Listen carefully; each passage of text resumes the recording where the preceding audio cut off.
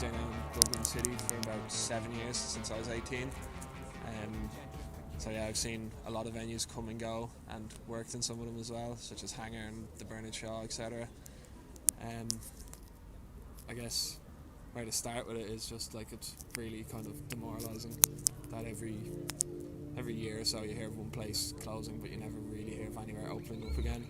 So it kind of sucks. And then what's happened with COVID as well isn't ideal.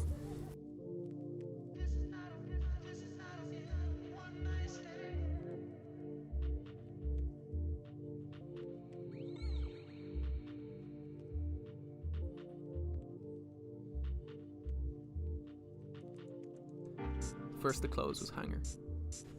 I still remember the day that Hangar closed.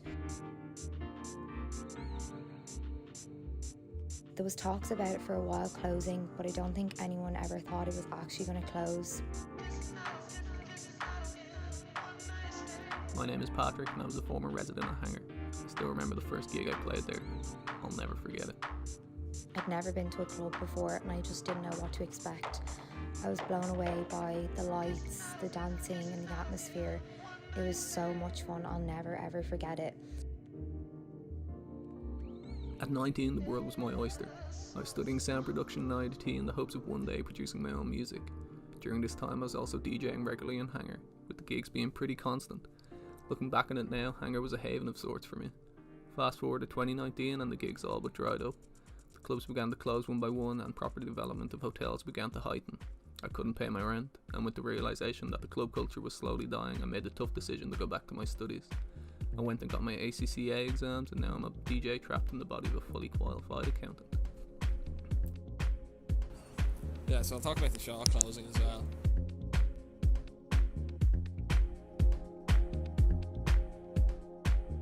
It was actually the first place in Dublin I worked in.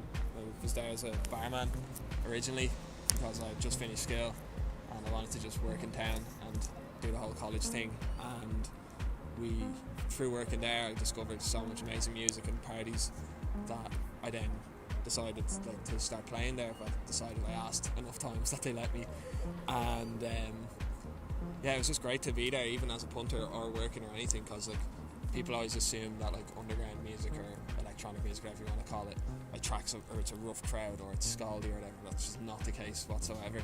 It's just this kind of like shroud that hangs over it. Whereas like I was there for 3 years, never once seen any trouble in that venue, and it was always just really wholesome people from all walks of life, race, religion, gender. They were all there having a good time, enjoying a space. And there's not really a lot of spaces like that left anymore in Dublin.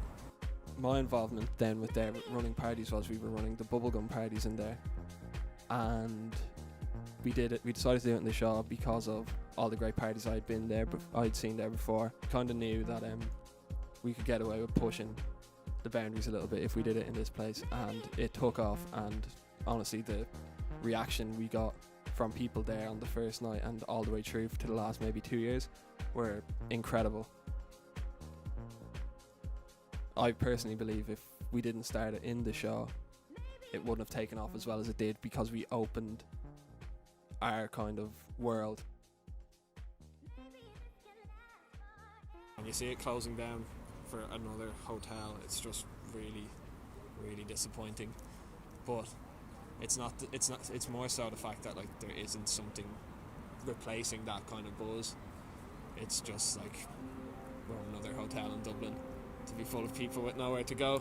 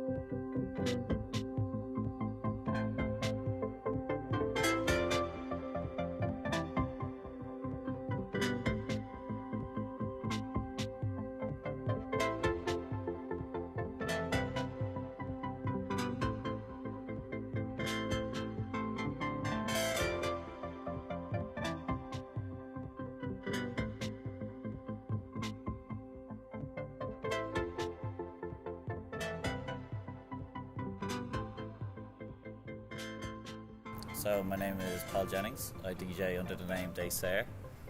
I suppose District 8 is a integral part of my nightlife experience in Dublin, my club experience. My very first gig ever, I think, was in District 8 and blew me away. I remember just the feeling of togetherness on the dance floor.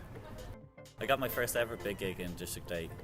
Before that I was just playing small gigs in open rooms and the like. I was absolutely shitting myself before the gig.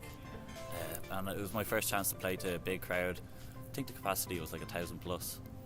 It gave me such an opportunity to meet new people, meet the big DJs, meet the promoters, the fans. But yeah, it was really just one of the only big spaces where people had a chance to go and dance. I still remember the day District 8 closed. It was such a devastating loss to Dublin's club scene. One of the most integral parts of the whole nightlife scene just gone.